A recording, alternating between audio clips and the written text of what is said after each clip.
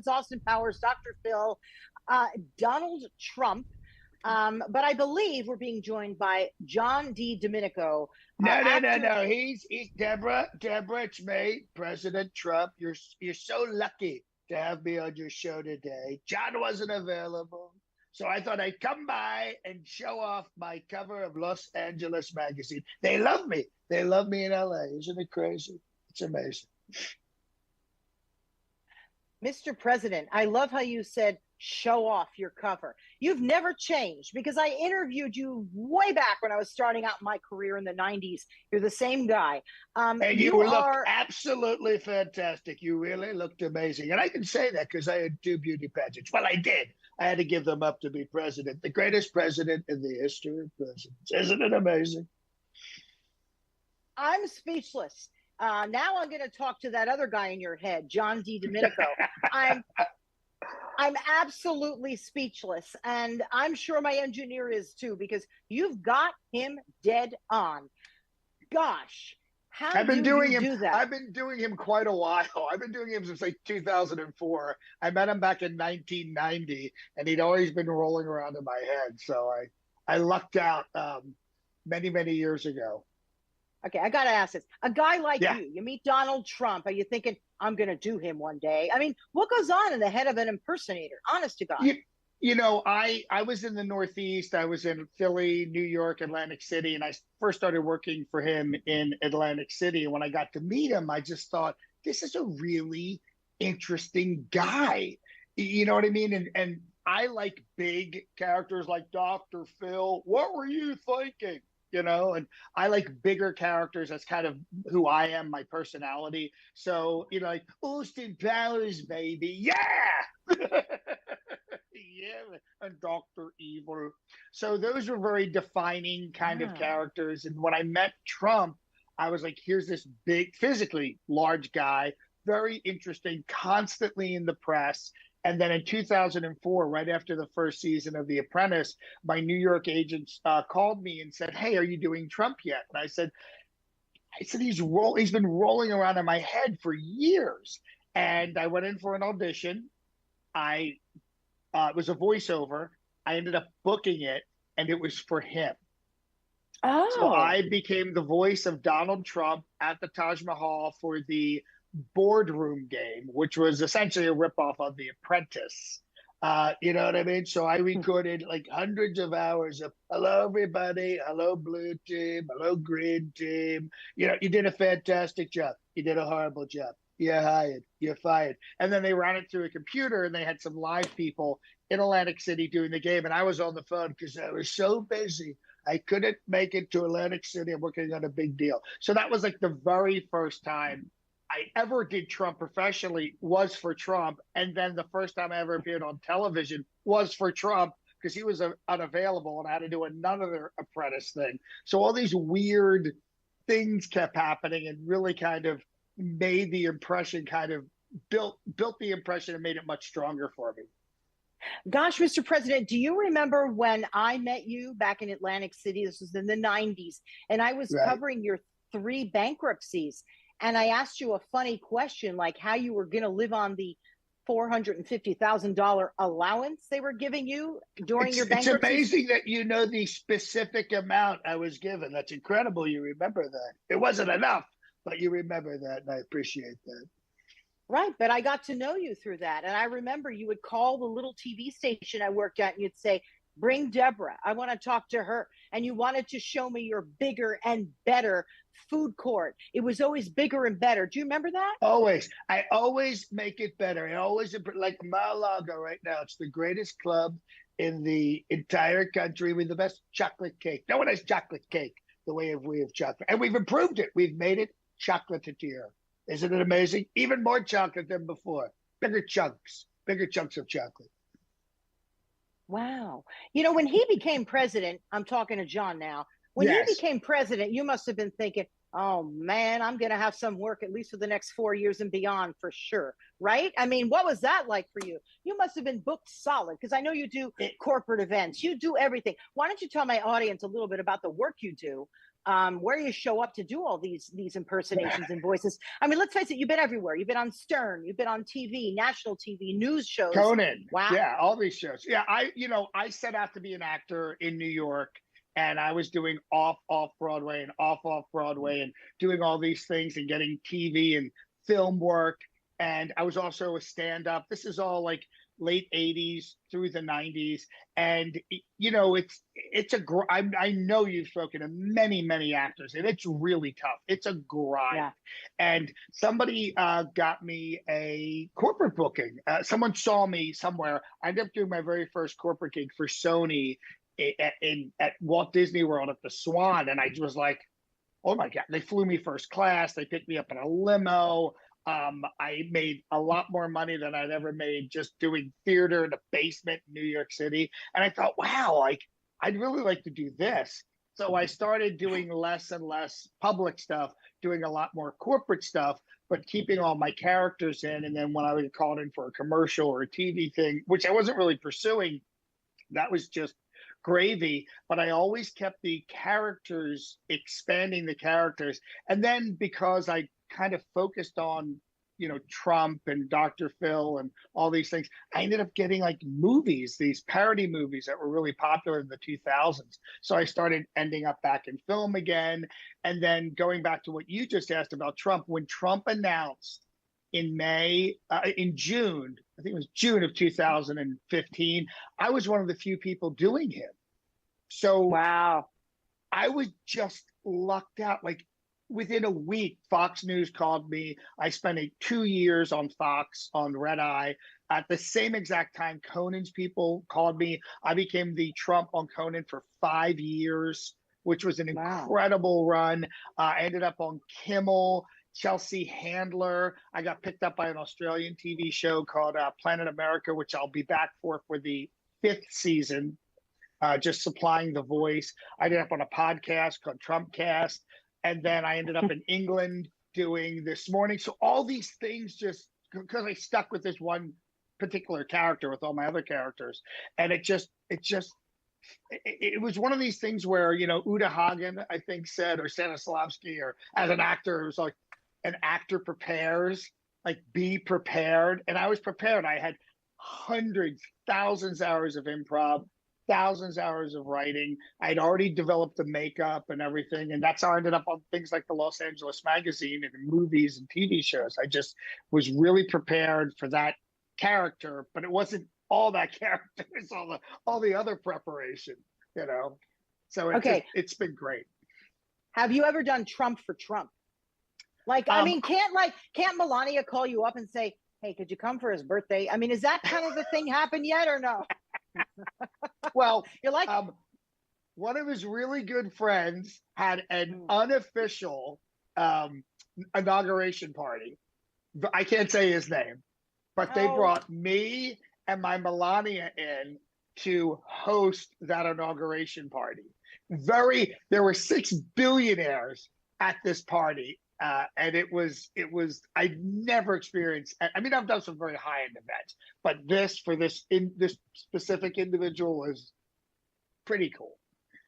Yeah, but you got to do Mar-a-Lago. I mean, you just have to. Absolutely. Just to surprise him. But I could see what he would say. He'd go like, it was okay. I mean, he would never give it to you. He would never. Oh, no. In fact, when I was on Fox, I had met Kellyanne Conway, and she came up to me, and I was in full Trump regalia, and she goes, can I get a selfie with you? He loves you. He thinks you're the nice Trump. Oh. So that was the first time I'd heard directly from someone, and this is during the presidency. So I thought that was very, very nice, because I'm not mean by nature. Hopefully I'm satirical. But what I'm trying to do is be funny, not necessarily mean in my comedy. No, you're hilarious, which is why it's great, because you know how to walk that line. You really, really do. Yeah, that's exactly what I do. The razor's edge. Yeah. So Kellyanne Conway said that her boss said you were the nice Trump. Yeah, and he was fully. Wow. He actually knew who I was going back to the very first time I did the voiceover, and then when I do the television appearance. But I did perform with him on stage. But I was Austin Powers at his 55th birthday at the Trump Marina. There it is, baby. Yeah. So I co-hosted his birthday as Austin Powers, and we did a big thing where I popped out of a cake. We had 24 women dancers on stage. The cast of The Sopranos was there. It was just this massive party in AC. Wow. You've been on The Sopranos too, right? Right. I did the final season of The Sopranos. I did an episode called Kennedy and Heidi, or Heidi and Kennedy. And it's the episode where Christopher, Michael Imperioli's character, is killed. And I played Ooh. Michael's neighbor. And I had another actress who I became friends with. She played my wife. And there was another couple and a third couple. And basically, the storyline was how Christopher, his character, was moving away from the family business, so to speak. It was trying to become more like a normal person, and Tony was not having it. So we did all these scenes with Gandolfini and obviously Michael Imperioli and the woman who was playing his wife, and I was really excited to spend time with these guys, like a week of work on the show. Yeah. And I've been dying to get on it. I'm Italian, but I was not cast as an Italian. I was cast as Howie Weinstein. So I was cast as a Jewish guy. I was like, do I look Jew? I guess I look Jewish because I had just done a play off Broadway. I was Jewish. So what happened was a year, like 9 months later, because they were always way behind on the shows, it finally airs, and they cut that entire subplot. Oh, yeah. I'll never forget it though, because I have to tell you, I was at Silver Cup Studios, and there was a funeral scene, and we were told nothing. Us in our group, we were told nothing. We weren't even allowed to hold the script. I mean, they would show it to us. So we're at Silver Cup. We're in a funeral home, and there's Vesuvio's, the restaurant, and it was so amazing because we were in front of we were kind of new actors on this thing. Everybody from all the previous seasons were there. And so there's a coffin, and there's a casket, and there's a body double in it. We don't know who for, because everything's top secret on this show. And then they go B team out, A team in, and then Michael Imperioli, there's a little tiny foot, and he gets in, and everybody's like, oh, they killed Christopher.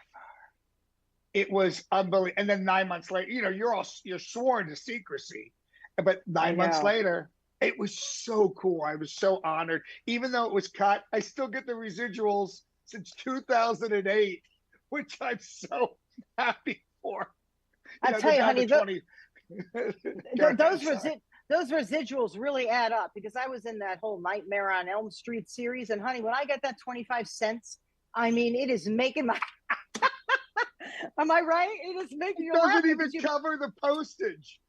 This is what, but you did The Sopranos, although Nightmare on Elm Street's not, chump change either. Those first few years when they were releasing the box sets, I was like, wow. Like I can't imagine what, Sharippa and all these guys were getting. As an actor, you're always like, what did they make? What are they like, how come I'm down to pennies? Let's talk a little bit about growing up right outside of Philadelphia. Yeah. You're Irish and Italian. Yeah. What did mom and dad think of you going into this field? Were they very supportive? Go ahead. They were, my mom loved it. I had told you when I first met you, I started doing voices in my neighborhood. I lived in a row home neighborhood. So think of South Philly, think of Brooklyn, think of Queens. And I would come out after watching Ed Sullivan and do John Biner's act or one of the comedians, and my neighbors were sitting out on the steps or stoops, and they loved it. And it was so great to get that affirmation. My mom was like my best audience. She laughed at jokes. She was really great. My dad just thought I was like an alien. He's a World War II veteran, very quiet Italian guy, hardworking, and he just couldn't. I just seemed very odd to him because I'm obviously high energy. So, but he was very proud of me. He got to see me working for a number of years as a professional actor before he died. I was doing Tony and Tina's Wedding for about a Yeah. year. Yeah, and he actually came to the show. And I was very happy because I know that he was concerned Well, how yeah. I was going to make a living. And I've been very lucky, and I'm a hard worker because that's one of the things he taught me is you just have to work hard, work harder than the other guy. And that was good. I think he died very happy. And it was interesting. He had pancreatic cancer. He was on his deathbed at Chestnut Hill Hospital outside of Philadelphia.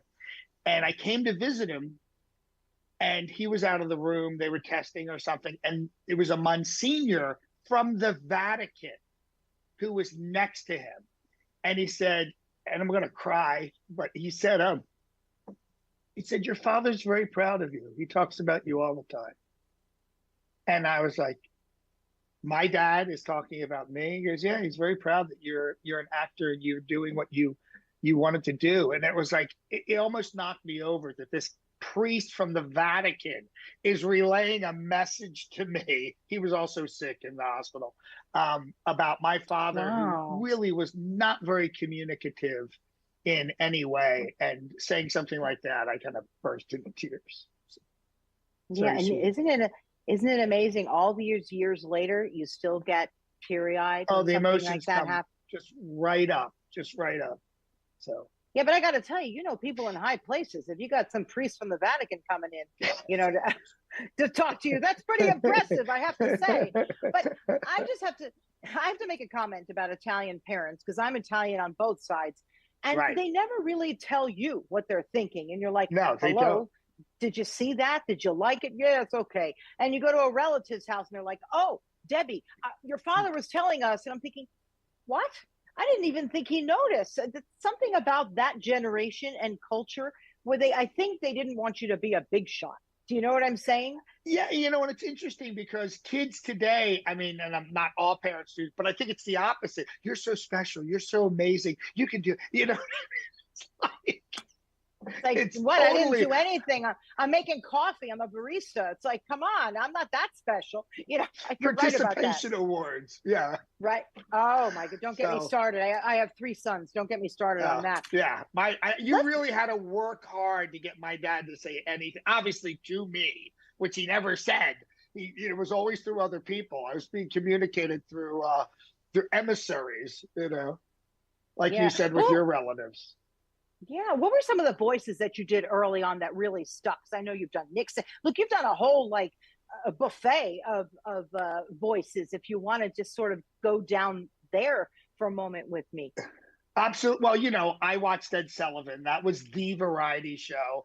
And so many of the people on Ed Sullivan did Ed Sullivan. Didn't matter if it was Jackie Mason or David Fry or John Biner. So I would see John Biner and I go, now, right here on our show, the fabulous Garbatzo brothers. And in the audience, Girl Scout Troop 625. Girls, stand up and show us your cookies. And I didn't know what I was saying. I'm just, 5, 6 years old, but then I would go out and do it for my neighbors. But now, like the way he's talked, if you listen to the way Ed Sullivan talks, there's a lot of Dr. Evil in Ed Sullivan. Wow. You know what I mean? Right. Okay, sure. And I always look for those combinations of voices. And I loved Groucho. When I discovered the Marx Brothers, hello, I must be going. I came to say I cannot stay. I must be going. I'm glad I came, but all the same, I must be going. La la. And years later, when I was putting Trump together, I'm thinking, oh, there's that musicality. Groucho and Chico and all the Marx Brothers were very musical. But I noticed when Trump speaks, he's got that odd musicality to his voice. So there's a little bit of Groucho in my Trump. There's also, when Trump announced, I've already been doing the character for years, but I always go back and, I'll lift into certain characters. Working to Jay Leno. Hey, you guys don't get the deal. But when he announced, I was like, I really need to go back and make sure. Here I am. Good to see you. How is everybody? Yeah, it's so hot in LA today. I'm always looking to like Wow. improve and in voice. So when I was really like, okay, let me get the best Trump possible, and I was thinking, who else is from Queens? Like, who do I know that talks like Trump? And I was thinking about Christopher Walken, and Walken does the same thing. Wow. So if you Wow. listen to Christopher Walken, he's staccato, just like Trump. So I incorporated Groucho and I incorporated Walken, and Wow. all those pieces are in the voice. So that Wow. helps me kind of construct it. That's a smart guy. I mean, you can't do this unless you really read people. You have to be able to read people. You have to hear the cadence. You have to hear everything, the little nuances that you pick up that most people don't pick up. Right. Um, Well, and for me, and you know this because I had the speech impediment and I was in speech therapy for 8 years. oh, And having those amazing speech pathologists, those amazing speech therapists who were correcting my speech, but were teaching me, unbeknownst to them, like throat play. Well, they were teaching me throat placement, nasal placement, actual vocal production, where the sound is supposed to hit. So when I start thinking about a voice, I'm like, well, what's the throat placement for someone like Bill Clinton?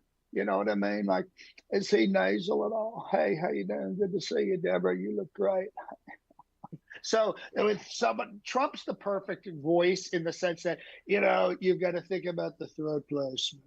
It's a little bit gravel, not too much because he talks so much. And then the nasality is very specifically Northeast United States. Then he has the New York hard onset on the words, but he also over enunciates on certain words, I have to tell you. Right? Am I right? Of course I'm right. So you take all those components that I was taught to fix my speech, and then I can figure out, oh, like mechanically, like this is the way to do this voice, baby. And this is how to do that, how to do all of these different voices because I can plug wow. in each element. That's ideally, obviously it's not, I can't do everybody, but ones that are in my genetic range, I can definitely do. Yeah, Nixon. He was an easy, not easy, but I can imagine you Well, could pick him up. right. As a kid, it was I'm Richard Nixon, and the way he spoke, I'm not a crook. That gravelly bit that he had. But he was from California, so he didn't really have any regionalisms when he spoke. So that was more about him, the way he just over enunciated certain things. People deserve to know their president's not a crook. You know. And there's a little bit of, Wow. someone else who does it is kind of Shatner. I can't stop my crew, my crew. I love that. That's again, like I like big characters, so they're the ones who John, work for me. John, it's very hard to render me speechless, and I'm speechless with your talent. It's absolutely amazing. Oh, Let's thank you. let's talk for a minute about something important. Your hair. How do you how do you do the hair and makeup? Because that's not Trump hair, right? I mean, you must have a lot of wigs to do him. I have a Bill lot of wigs. Clinton's got. Yeah, Go I have a ahead. full yeah, I have a full room in this house. It's just all wigs. I love the theater. I actually grew up in the theater in Yeah. the town I grew up in. There was a real functioning live theater, and I love all that the heritage of theater and wigs and makeup and what those things. For me, when I'm doing an impersonation of Trump or Jay Leno or Austin Powers or Dr. Evil, I want to make it a performance. Because I'm trained as an actor, so my job, technically, is to remove anything that's going to pull you out of the performance. You know what I mean? So Wow. that's why when I do my Trump wigs are very expensive. They're like $4,000 or $5,000. They're all custom made. They're handmade by wig people here in Las Vegas who work at the Cirque shows. But originally, it was Bob Kelly. Bob Kelly used to do all the wigs for all the Broadway shows, all the Saturday Night Lives until he passed away. And he was a great, great guy. And I got to meet Jerry Orbach through him Oh and some wow. other really well-known actors. And I'm of that school because I studied as an actor to make it a performance as opposed to just a quick I'm instead of doing a quick impression, I want to give you a performance. So for the wigs, all my wigs are custom made. My Austin Powers suits are custom made. I had the linings put in, my name's inside. Austin Danger Powers, baby. I had extra pockets, So if I'm going to do it, I want to do it right. Like when I do Trump, obviously the wig, blue contacts, the makeup, real Trump ties. I used to have Trump suits that I'd wear. Anything that can kind of help me be the character that I can kind of inculcate into my performance helps me. And maybe I'm overthinking it, but it's how I operate. So it works, baby. It works. When you show up and do corporate, okay, do you show up to warm people up? Are you doing training? I haven't. What are you doing? Here's my specialty. This is what I like to do. I like to be there for a long time. I like to be there long before it starts. So my main thing is content-driven comedy. So I'll give you a perfect example. Mako. I've done their meeting for 23 years, which is unheard of. Yeah. Most of my clients are maybe a 3 or 4 year run, and then they move on to somebody else. So I'll come in, and on the opening night, no content. It's just me as Austin Powers. Then the next morning, I might do Dr. Phil to open the whole thing, but it's definitely content. Then in the afternoon, when they want to go over the earnings report, it might be Trump for that. And then if they want to do a team building event the next day, I'll host as Guy Fieri, and we'll do a big team building event. And then that night when they do the award show, it'll be a monologue as Leno, and then I do all the awards. My specialty is to kind of integrate myself into the entire meeting, know the products, know the culture, know this group so well that when they leave, they're like, oh my God, like, who was that guy? That's my goal. Yeah. The last few years, because of Trump, it changed everything, where I just come in and just do Trump at a meeting. But now we're getting back to where I'm on the road a week at a time, months in advance, prepping the material, and then doing the performance over like 3.5 days, which I love. Then it's kind of it's more experiential for the audience and for me. And if they bring me back the following year, I know so much more for the next one. Yeah. Wow. That's pretty incredible. So what's up next for you, President, or whoever you want to show up as? Well, what's next? Well, the funny that I mentioned Mako, I have to shoot a video. I'm doing a bunch of videos on the lead up to the meeting in November. So today I'm going to be Ted Lasso. Shoot a bit about their golf tournament. After that, I've got a big event for Delta Airlines. And then it's just all these corporate meetings. And then I try to perform here in Las Vegas to stay in front of a real public audience. It's great doing corporate because you're shooting fish in a barrel. You're in front of 2,000-3,000 people. But, I like when people have to pay to come to see me. Then you really have to work on it, Oh, absolutely.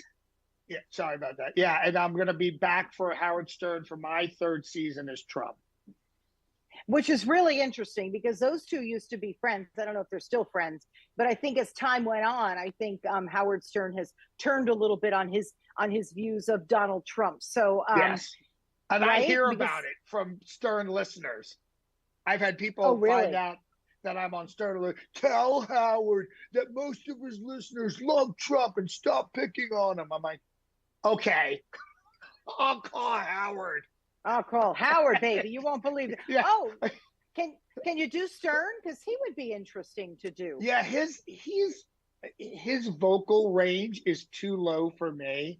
But there's an amazing comedian right now. I forget his name, but he's all over Instagram, and he's doing Jeff Goldblum and Howard and a lot of lower registered voices, and he's amazing. My range like stops at a certain point. Anything in that range I can pretty much do.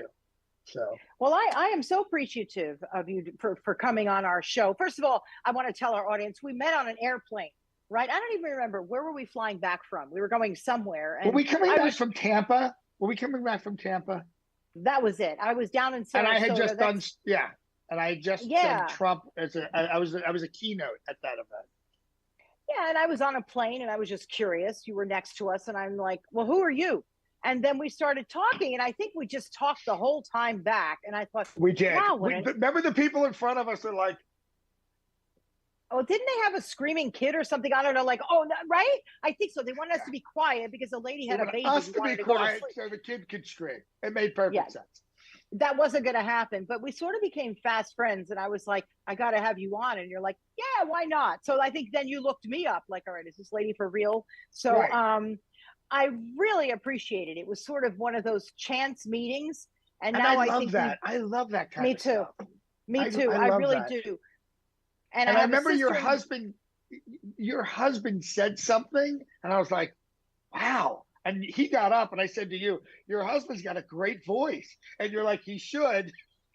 He's been on air for 25 years. And I was like, wow. And then you told me who you were, and I was just incredible. Yeah, you looked us up, and you're like, wait, what? Yeah, you never know who you're going to. No, he's a radio legend for sure here in Los Angeles and I guess around the country. You ought to try doing him. In fact, early on in his career, when he was trying to get into radio, he went to one of those radio broadcast things, for like, I don't know, $1,000, radio broadcast, somewhere in Connecticut, because, and the guy said, you have a lousy voice, pick something else. It's like, isn't that always the way? And they said, terrible voice, you won't make it. And he's like, yeah, okay. You got a terrible voice, kid. Yeah. So anyway, that was really a lot of fun. And I'd love to have you back or see you when you're out in LA, or if we come over to Vegas, that would really be a lot of fun. John Di Domenico, I think you are just so special, unbelievably talented. Thank you so much. Yeah, Mr. Trump, I appreciate it. And anytime you want to come back on, let us know. Absolutely. And I'll be hopefully out in LA soon. I'd love to take you and your husband out to dinner. Oh, okay. That would be fabulous. Meantime, do you want to do a little voice for me to close out our show? Should we finish with Trump? Should we bookend it with Trump? Hello, everybody. I was so happy to be on Deborah's show. This is going to be the highest rated show in not just the history of Deborah's show, but in podcasting and broadcasting. It's going to be huge. Believe me. Thank you very much, President Trump. No, I didn't vote for you. And thank you. I just have to say that because same thing. Yeah, my friends will come on and go, my friends will come on and go, what do you mean he said that? I'm like, oh, would you calm down? So you know how it is. Anyway, thank you so much for doing that, for your voices, for your talent, just telling us your whole story. You're really a delight. John Di Domenico, follow him on all the social media channels. Aren't you like the Johnny Show or something? What are you on? The Johnny D Show on most platforms, and the platforms I couldn't get that on. It's just John Di Domenico Comedy. You can find me on Cameo if you want a full makeup Trump birthday, retirement, bar mitzvah message, whatever you want. I'll shoot it for you, and it goes out through Cameo. I've done about 1,600 of them now. Yeah. Oh, so wow. Well, thank you. That would be a lot of fun too. Okay, everybody, look that up.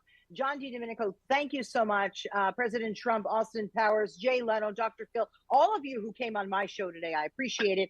And our show, Deborah Kobylt Live, and my Little Italy podcasts. You can find them on YouTube, Facebook, Instagram, and then, of course, on the audio platforms, whether it's Apple, Amazon, Spotify, wherever you get your podcast, you'll find us. So look us up, Deborah Kobylt Live, Little Italy podcast, not Little Idiot podcast. Oh, my God. I don't know where I am. He's a little idiot. He's just a tiny idiot. Wait, that's a great name. Wait, that's a... Oh my God, it's a great name for a podcast. But it is. Mine is the Little Idiot Podcast. Little Idiot Podcast. Thank you so much for joining us so much.